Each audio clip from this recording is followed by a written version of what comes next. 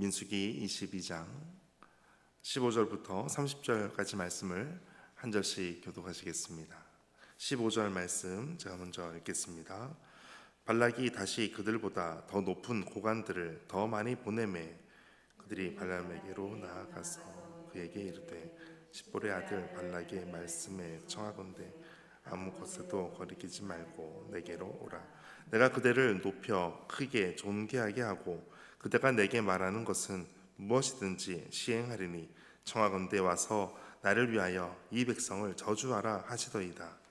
발람이 발락의 가신 아들에게 대답하여 이르되 발락이 그 집에 가득한 은금을 내게 줄지라도 내가 능히 여호와 내 하나님의 말씀을 얻어 덜하거나 더하거나 못하리로라. 그런즉 이제 너희도 이 밤에 여기서 유숙하라.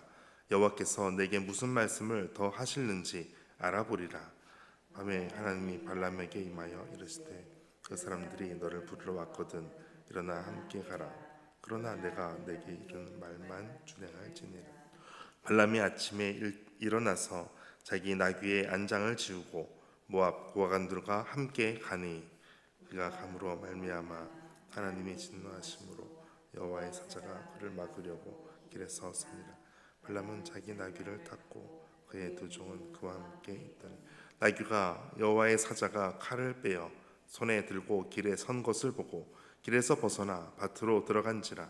발람이 나귀를 길로 돌이키려고 채찍질하니 여호와의 사자는 보던 사이 좁은 길에 섰고 좌우에는 담이 있더라. 나귀가 여호와의 사자를 보고 몸을 담에 대고 발람의 발을 그 담에 짓누르매 발람이 다시 채찍질하니 여호와의 사자가 더 나아가 좌우로 피할 데 없는 좁은 곳에 선지라. 나귀가 여호와의 사자를 보고 발람 밑에 엎드리니 발람이 노하여 자기 지팡이로 나귀를 때리니라. 여호와께서 나귀의 입을 여시니 발람에게 이르되 내가 당신에게 무엇을 하였기에 세 번을 때리냐. 발람이 나귀에게 말하되 너가 나를 거역하기 때문이니 내 손에 칼이 있었다면 곧 너를 죽였으리라. 나귀가 발람에게 이르되 나는 당신이 오늘까지 당신의 일생 동안 탄 나귀가 아니냐. 내가 언제 당신에게 이같이 하는 버릇이 있었더냐. 그가 말하되 없었느니라. 아멘. 주님의 말씀입니다. 오늘도 주님의 평안이 함께 하시기를 축복합니다. 어제 말씀에서는 발락 모압의 발락 왕이 사람들을 보냈을 때 발람 점술가는 그 모든 청하는 것을 거절하였습니다. 그런데 오늘은 발락 왕이 다시 더 높은 고관들을 보냅니다. 더 많은 사람들을 보냅니다. 어떻게든 발람을 설득해서 이스라엘 백성들을 저주하게 하기 위해서 사람들을 더 많이 보냈습니다. 그리고 또 더 많은 은금도 준다라고 그렇게 회유합니다. 그런데 18절 보시면 18절에 그 집에 가득한 은금을 내게 줄지라도 내가 능히 여호와 내 하나님의 말씀을 어겨 덜하거나 더하지 못하겠노라. 아무리 어떤 것을 줄지라도 내가 할 수가 없습니다. 왜냐하면 이스라엘의 하나님이신 여호와 하나님께서 그렇게 말씀하셨기 때문입니다. 가지도 말고 또 거기에 백성에 대해서 저주하지 말아라. 그 백성은 복을 받은 백성이다 라고 말씀하셨기 때문이다 라는 것입니다.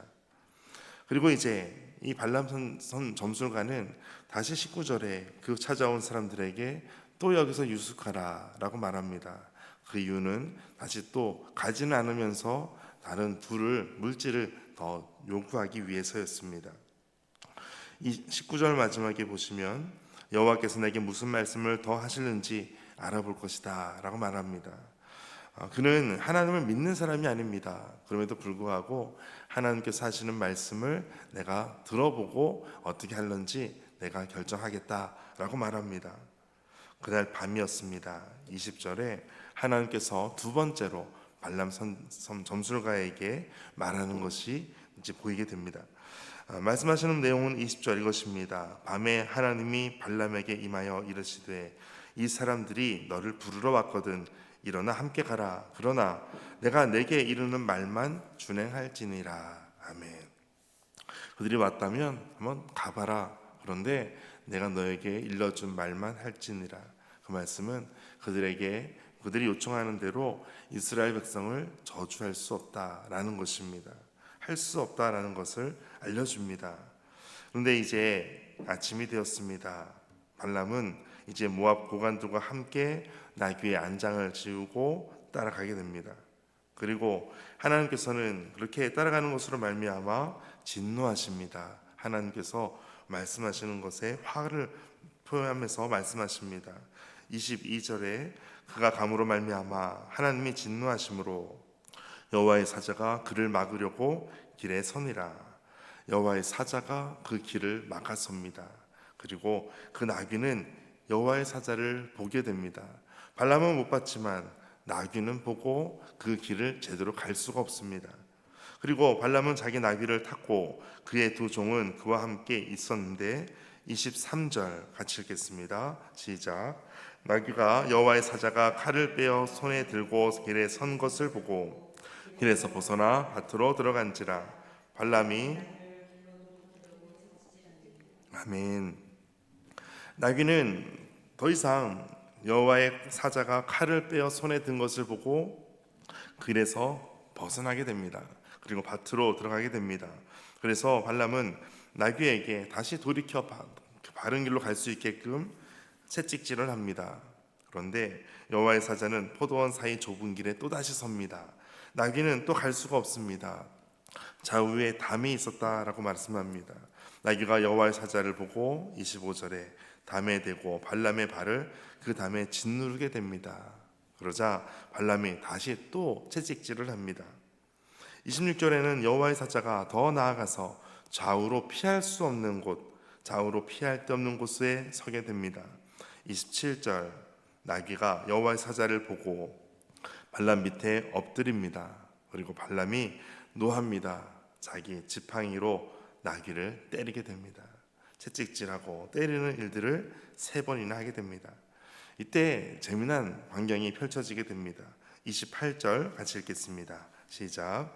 여호와께서 나귀 입을 여시니 발람에게 이르되 내가 당신에게 무엇을 하였기에 나를 이같이 3번을 때리느냐. 아멘.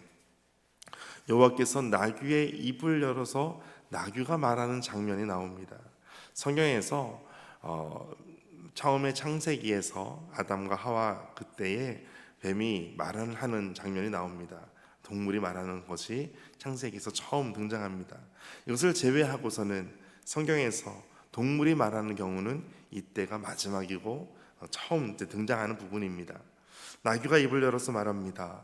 나귀가 하는 말이 내가 당신에게 무엇을 하였기에 나를 이같이 3번을 때립니까? 라고 말을 합니다.